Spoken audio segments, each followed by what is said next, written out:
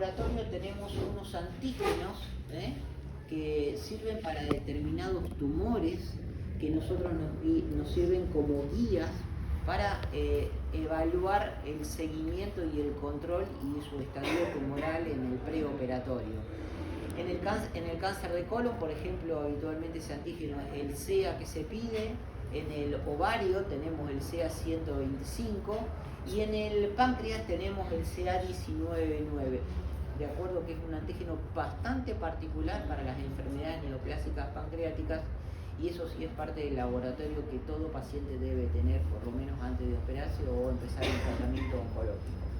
Y también tenemos la alfa-fetoproteínas para los hepatomas o hepatocarcinomas a nivel del hígado. ¿De acuerdo? Esos son los más usados. Como dijimos, las ecografías son un excelente estudio.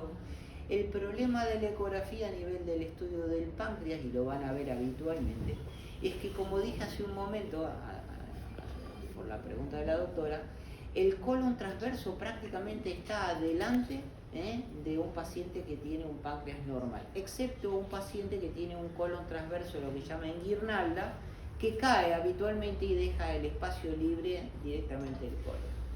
Como ustedes saben, el meteorismo o el gas interpuesto en un órgano es una mala señal para el eco. Por lo tanto, el meteorismo intestinal del colon transverso nos hace una visibilidad dificultosa del páncreas. Por lo tanto, muchas veces los ecografistas, para salvarse o salvaguardarse de que no pueden ver y explorar bien el órgano, habitualmente ponen, y lo van a ver bastante a menudo, que se constata bastante meteorismo del colon en la interposición de la imagen pancreática. ¿De acuerdo? Pero es un muy buen estudio, sobre todo para las lesiones que no son sólidas, las lesiones que son quísticas. Una tomografía helicoidal, por supuesto que es hoy en día un estudio que lo tienen en todos lados, en todos los sanatorios, es rápido, el único problema es que da bastante radiación, pero te imaginas que para estudiar un paciente con una sospecha de una lesión pancreática viene perfectamente bien. Es un estudio rápido, hay que hacerle yodo para aumentar la sensibilidad y que nos da una excelente imagen, no tanto tanto así de la lesión como para la reconstrucción, tanto vascular como las relaciones entre los órganos, porque se pueden hacer imágenes tridimensionales que uno puede ver perfectamente la lesión y qué relación tiene con las estructuras vasculares y la invasión a los órganos locorregionales para saber sus criterios de irresacabilidad. Toda lesión sospechosa debe tener siempre una tomografía, y es un estudio que, como digo, hoy en día por suerte está en muchos lados. La resonancia magnética. La resonancia magnética es un estudio que le da habitualmente en buenas manos y con un muy buen resonador prácticamente nombre y apellido a casi todas las lesiones que se ubican tanto en el hígado como en el páncreas. ¿De acuerdo? Hoy en día todo paciente que se estudia de una lesión pancreática debe tener una resonancia nuclear magnética, 100 contraste mejor porque aumenta nuevamente la sensibilidad diagnóstica y le puede dar un nombre y apellido en las distintas secuencias que tiene el estudio para saber qué órgano estamos tratando o qué imagen estamos tratando. ¿Cómo pido yo una resonancia? Bueno, la resonancia, cuando viene un paciente, viene a mi consultorio, no le puedo poner resonancia de lesión de páncreas, ¿no? Algo que uno consideraría lógico, ¿no es cierto?, pedir, ¿no? Lesión de páncreas, estudio por resonancia. El paciente va a volver a su consultorio diciendo: doctor, por favor hágame bien la orden de mi resonancia. Entonces debo pedir resonancia nuclear magnética de abdomen, porque todo estudio tiene distintas secuencias de cuál el técnico se lo va a hacer. Como está en el abdomen el páncreas, se le pide solamente de abdomen, excepto que ustedes quieran pedir abdomen y pelvis. ¿De acuerdo? En este caso es solamente necesario de abdomen porque es el órgano que quiero estudiar. Y tengo que pedirle resonancia nuclear magnética con o sin contraste, como ustedes quieran, o si se lo reconoce o no la obra social, con protocolo para páncreas. ¿Por qué? Porque si estamos estudiando un páncreas, yo sé que tiene una lesión del páncreas, entonces el técnico va a focalizar dentro de todos los cortes que haga en el resonador, va a hacer unos cortes específicos a nivel del páncreas, lo cual va a aumentar la sensibilidad y la posibilidad de mostrar la imagen que yo necesito, dónde está, y etcétera, y las relaciones, etcétera, etcétera, etcétera. ¿De acuerdo? Muy bien. Así como cuando pido una tomografía, no pido tomografía de abdomen. Hoy en día se pide tomografía axial computada de abdomen y pelvis, con o sin contraste. ¿De acuerdo? Esa es la manera correcta para pedir una tomografía. La ecoendoscopía. La ecoendoscopía es un estudio excelente, lamentablemente todavía es caro. En la última paciente que operé acá en el hospital de un cáncer de páncreas, que está internada todavía, por suerte nos autorizaron el pedido de una ecoendoscopía. No en todas las obras sociales se lo reconocen.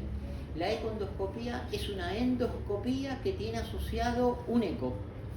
Y con ese eco podemos ver directamente los planos de infiltración que tiene ese tumor de páncreas hacia la parte vascular, hacia los órganos que nos rodean, o eventualmente la presencia de adenopatías o adenomegalias, que podrían ser sospechosas. La ecoendoscopía puede ser meramente diagnóstica, porque el técnico obviamente hace la endoscopía y hace el informe, pero también en algunos casos particulares tiene la posibilidad, a través de un set de punción, de tomar biopsia. Entonces, puedo tomar biopsias endoscópicas que vienen desde endoluminal. ¿Por qué? Porque también en una resonancia o eventualmente en una ecografía o en una tomografía puedo tener biopsia. Pero ¿qué pasa? Lo tengo que hacer desde afuera. Y puedo producir una fístula pancreática porque esa aguja va de afuera y contamina el peritoneo. Esto tiene la ventaja de hacerlo desde adentro del tubo intestinal. Por lo tanto, si yo tomo una biopsia y si hay una fístula, esa fístula va a volcar dentro del tubo digestivo, lo cual está preparado para recibir la secreción pancreática. No se olviden que la tripsina es muy importante para la digestión de proteínas. Entonces, cuando hay tripsina libre en la cavidad abdominal, empieza la reabsorción de los tejidos propios del paciente. Muy bien, el PET-TC, PET scan o cintigrafía con 5-desoxiglucosa, es un excelente estudio para ver cómo estoy desde el punto de vista de la diseminación del tumor. Por ejemplo, tengo un nódulo hepático, tengo un nódulo pulmonar que he visto en el estudio de secundarismo de las lesiones para saber qué clase de tratamiento voy a efectuarle a ese paciente. Bueno, el PET es un excelente estudio para ver si tiene lesiones en algún lado donde yo tenga alguna imagen dudosa, porque no solamente me da una imagen de tomografía, sino que con el agregado de un radionúcleo que es rico en glucosa, y las células tumorales habitualmente tienen un metabolismo más avesado, más avanzado, más rápido, por lo tanto captan esa glucosa, por lo tanto el estudio tiene la capacidad de poder detectar células neoplásicas que en una tomografía yo lo vería como algo agrandadito. ¿De acuerdo? Perfecto. ¿Qué tan disponible está ese estudio acá en Rosario? Una curiosidad. Hay. Los primeros... ¿Acá en el hospital hay? No, no, hay solamente 3 equipos hoy, que es mucho, debo decir. Creo que Rosario con 2 sería suficiente. Hay uno en el Instituto Gama, otro en la Gente de Oroño 1515 y otro nuevo que no sé bien dónde está, pero sé que está funcionando. Pero solo en el privado. Es solo en el privado. Sí, en el hospital los tenemos, aparentemente lo están mandando a Buenos Aires, a la gente que necesita uno, es bastante tedioso la gestión y los mandan a Buenos Aires porque son mucho más baratos que hacerlos acá.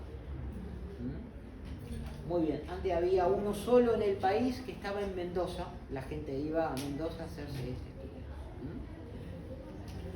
La CPRE, la colangiopancreatografía retroendoscópica, ustedes las conocen, es un estudio principalmente que se usa para la extracción de litos en la vía biliar. La colangio es muy buena como, digamos, método de diagnóstico en su momento. Hoy en día preferimos los estudios no invasivos, la colangio es un estudio invasivo, Y también puede ser terapéutico para un cáncer de páncreas cuando un paciente, por ejemplo, no puede operarse, está fuera de la chance quirúrgica y necesita ponerse un stent. Entonces el stent biliar colocado por una colangiopancreatografía endoscópica resulta un tratamiento totalmente válido, pero para solamente poner un stent. Temporario o definitivo, depende. Después les voy a explicar el caso.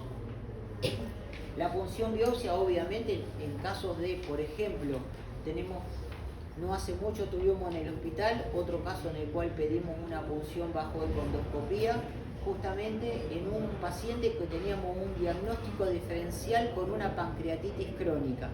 Con mis alumnos lo hemos visto en seminario, son pacientes difíciles de decidir qué chances terapéuticas tienen. Bueno, justamente una punción diagnóstica nos hacen guiar si el paciente tiene un tumor o obviamente tiene una pancreatitis crónica, ya que sería muy lastimoso hacer una duodenopancreatectomía cefálica a un paciente con una lesión benigna, una cirugía de una mortalidad todavía importante. La videolaparoscopía también sigue siendo un elemento diagnóstico, o sea, operar a un paciente habitualmente todavía sigue siendo, para estos casos de cáncer de páncreas, una terapéutica viable. ¿Por qué? Porque muchos pacientes pueden tener lo que se llama una carcinomatosis peritoneal insospechada. O sea, cuando los pacientes uno los puede operar, puede encontrar esa carcinomatosis y se sabe claramente que cuando un paciente tiene una carcinomatosis en un tumor de páncreas, obviamente ninguna resección está indicada porque son pacientes que lamentablemente están fuera de tratamiento quirúrgico. ¿Por qué? Porque sus expectativas de vida lamentablemente son pocas, ¿sí?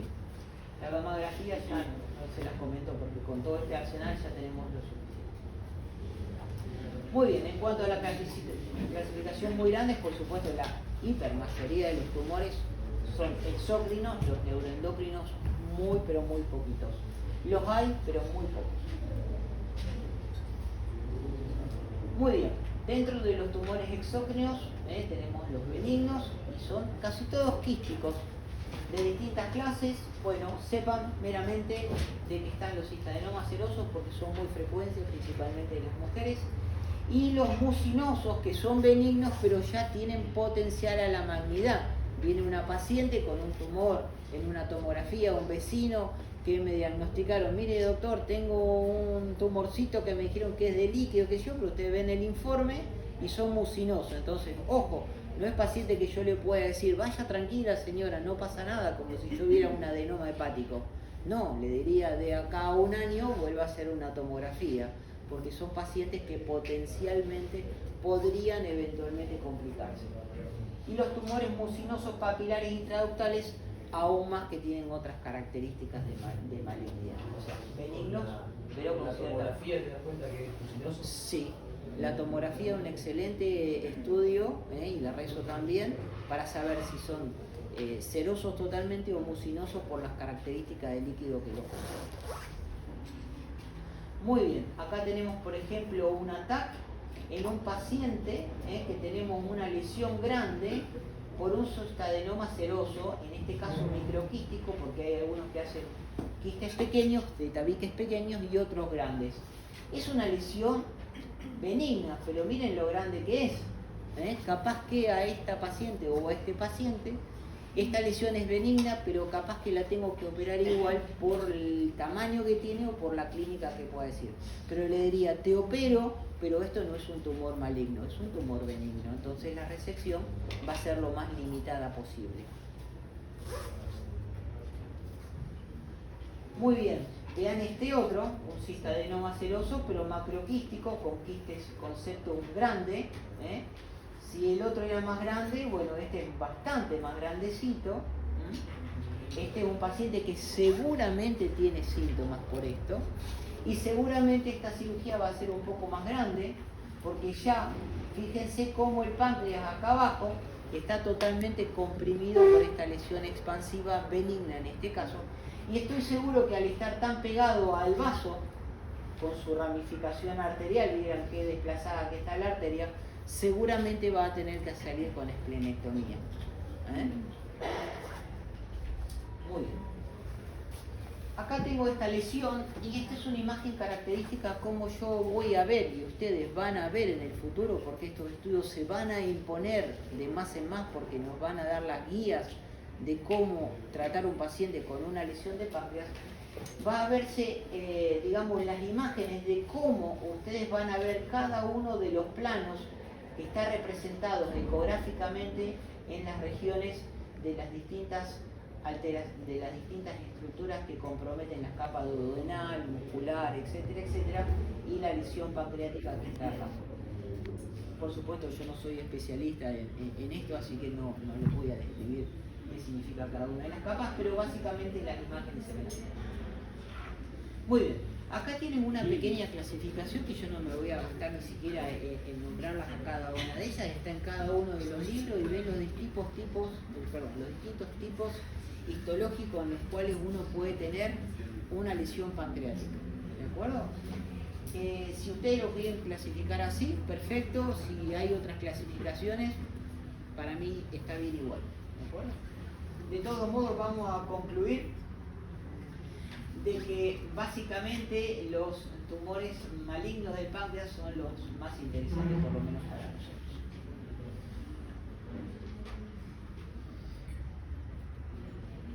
Bueno, hay un ítem particular, como ya dijimos, están las lesiones quísticas serosas, pero también están las mucinosas y después están las que se originan, digamos, los conductos pancreáticos, que se llaman IPNM, que los vamos a describir luego, pero que tienen significación porque, como dijimos, son preneoplásicas. Acá tenemos un cistoadenoma mucinoso en el cuerpo del páncreas, el cuerpo del páncreas seguramente está por acá.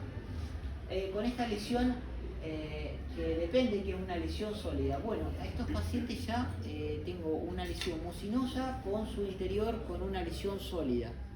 Cuidado porque acá seguramente está desarrollando una lesión neoplásica maligna en esta imagen de benignidad.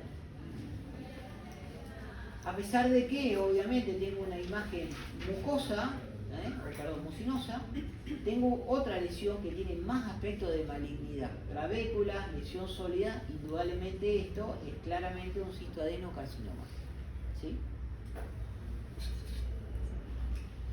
Las neoplasias intraductales papilomucinosas. Esta es una característica que no es ni una ni la otra. Y le digo que se clasificó no hace tanto tiempo, en el transcurso de los años, porque antes estaban incluidas en mucinosas o en serosas. Hoy en día se sabe que son totalmente distintas, una entidad totalmente nueva de la clasificación patológica. Estas estructuras nacen de los conductos pancreáticos, son totalmente benignas y se forman como sáculos en los conductos pancreáticos o primarios, que se llaman la IPNM1, en los secundarios la IPN2, o mixtos en los conductos primarios y secundarios.